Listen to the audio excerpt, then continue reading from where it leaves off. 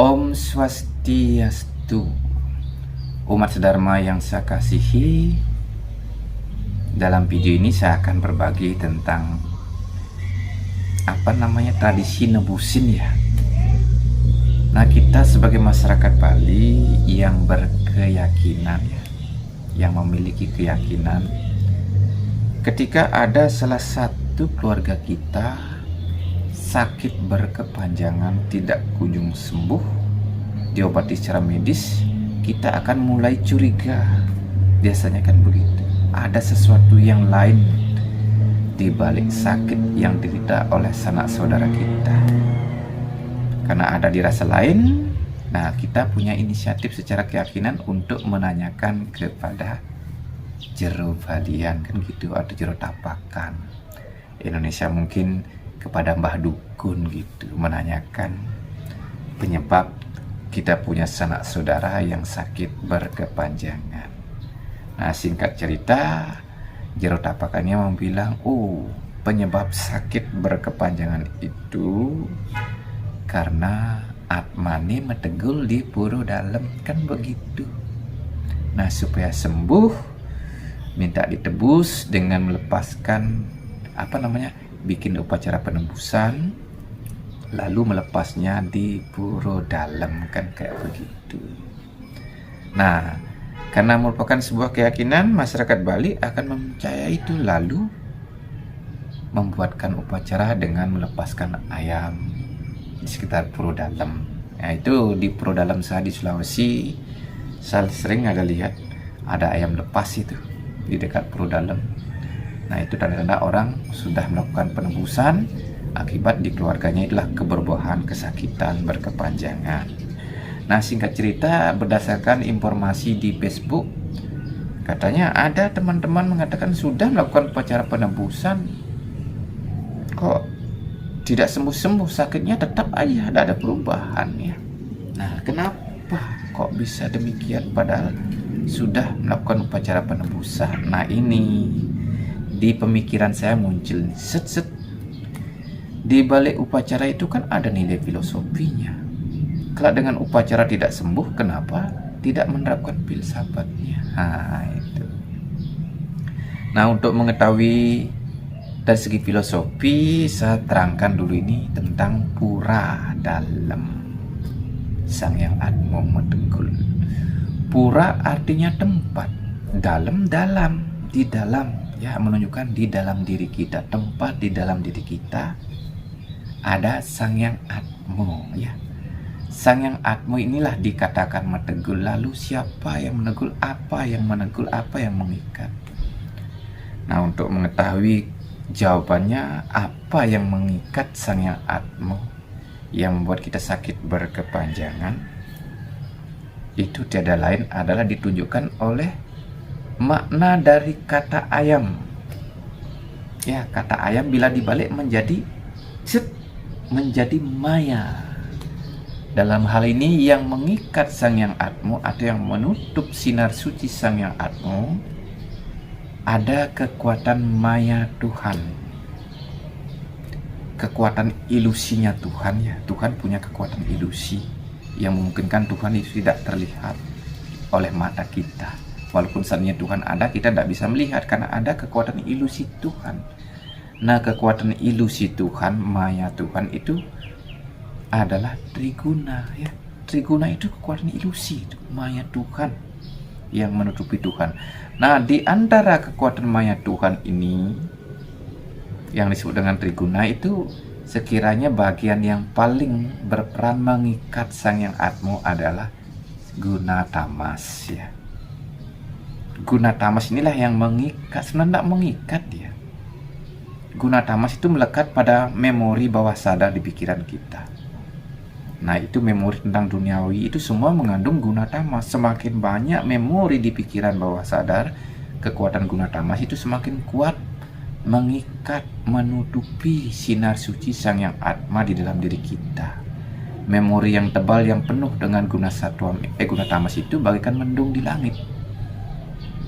Mendung itu punya kepanjangan memori membendung sinar suci Atma itu bagaikan matahari.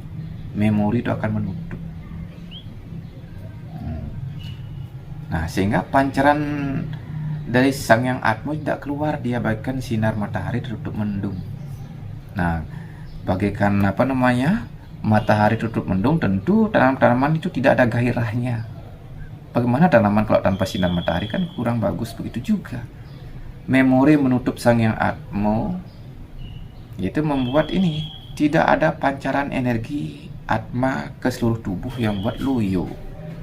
Karena loyo tentu tidak ada kekuatan untuk melawan penyakit, akhirnya kita jadi sakit berkepanjangan. Nah, inilah memori ini yang perlu diputuskan, ya, tempatnya sifat tamas tali ini ditebus dengan menjalankan ajaran agama secara tingkat spiritual. Caranya berjapa mantra. Harus siap nih, pesan siap, harus siap kita menebusnya ke puro-puro, melakukan japa mantra pagi sore. Dan ketika melakukan itu, kita dianggap oleh masyarakat, wah, dah lain ajarannya itu. Karena masyarakat kan masih berkeyakinan secara maya, tidak mengerti ilmu ini. Dia taunya agama secara formal, ilmu japa mantra untuk menghapus memori, memutus ikatan tamas, tali pengikat Sang Yang Atma tidak diketahui. Nah, kita harus siap terbuang di masyarakat. Oh, len tuh doa aja nih bung, len yuk. Nah, kita bagaikan ayam terbuang di puro dalam, jadi tidak punya teman gitu. Di puro Merajapati itu ada puro dalam, rajin pagi sore. Nah, selama hidup kita masih sehat, kita bagaikan ayam, ya, ayam dibalik menjadi maya. Hidup kita hanya mengejar maya. Nah, ayam ini simbol dari hidup kita dikendalikan oleh sifat rajas, nafsu gede, ambisi gede. Hidup kita bagaikan ini. Kalau kita ngusir ayam, kan bilang susah dikasih tahu, dikasih nasihat agama supaya menjalankan ajaran agama. Semasa kita punya fisik sehat, tidak mau. Jadi kita lalai. Akibat kelalaian dari menjalankan ajaran agama secara filosofi, itulah dari hubungan hawa nafsu ini, kan sifat rajas itu berwujud hawa nafsu, menghasilkan memori yang tebal. Misalnya kita sadar dengan ilmu agama bahwa setiap kita melakukan aktivitas duniawi mengikuti dorongan hawa nafsu yang digerakkan oleh sifat rajas, itu menghasilkan memori, lalu kita langsung sorenya menghapus memorinya. Nah, itu guna tamas tidak sampai banyak menumpuk di pikiran, tidak sampai sempat dia mengikat Sang Yang Atma, menutupi Sang Yang Atma. Kita sehat-sehat jadinya. Cuma masalahnya itulah, karena sudah diikat oleh sifat rajas, dikendalikan oleh sifat rajas, susah dikasih nasihat, sengaja nutup telinga, tidak mau dengar karena bayu gede. Dorong wah kamu cuma gaya. Akhirnya ini disebutkan oleh kitab suci bukan gitu. Pahala dari guna rajas adalah penderitaan. Ujung-ujungnya jika hidup hanya digerakkan oleh sifat rajas, menuruti hawa nafsu aja, ngadu otot siteng, itulah penderitaan. Ditambah kebingungan. Pahala dari sifat tamas itu membingungkan dan sakit-sakitan, jadinya berkepanjangan tidak kunjung sembuh. Sakit dan bingung mengumpul jadi satu, tinggal menunggu cara siap gerubuk dari hidup raga. Kalau tidak mengenal ilmu agama, karena kalau sudah sakit-sakitan dan kebingungan, nalar kita tidak sanggup menerima ilmu pengetahuan. Dikasih wawasan tidak sanggup. Mau diapa lagi? Kan tinggal menunggu gerubuk. Gerubuk tuh gobo-gero, sakit, gelebak-gelebuk, nyak tambah virus tuh covid. Sudah yang ganti gelebak-gelebuk. Bagikan siap. Karena itu, bagi teman-teman yang secara upakara tidak sembuh, silahkan secara filosofi. Tebus kelalaian itu dengan cara berjapa mantra pagi sore untuk menghapus memori. Ketika memori di pikiran bawah sadar bersih, bagaikan langit bening, niscaya sinar Sang Yang Atma memancar keluar ke seluruh tubuh, memberikan energi, memberikan kesembuhan.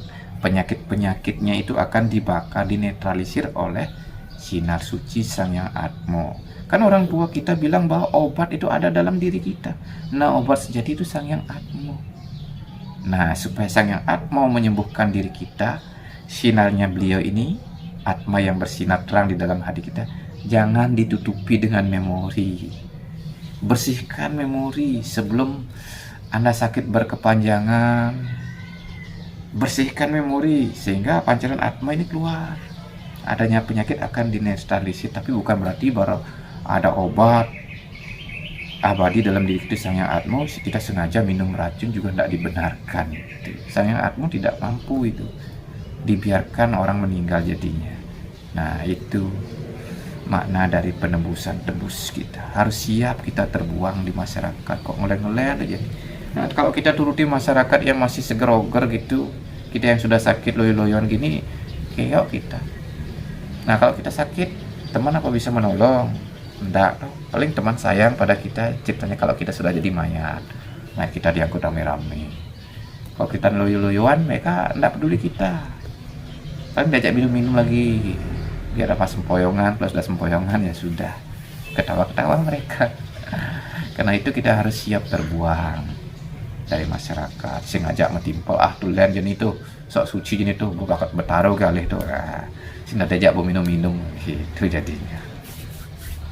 Ya begitulah pemaknaan saya tentang tradisi nebusin ya. Kita sendiri yang harus menebus kelalaian kita. Siapa suruh kita lalai? Tidak menjalankan ajaran agama, hanya nuruti nafsu aja gede. Padahal agama tidak menuntut banyak kok, dituntut inilah. Habis bekerja ada memori yang mengotori pikiran, seperti badan kita nih habis bekerja pasti kotor. Begitu juga pikiran ini dikotori oleh memori.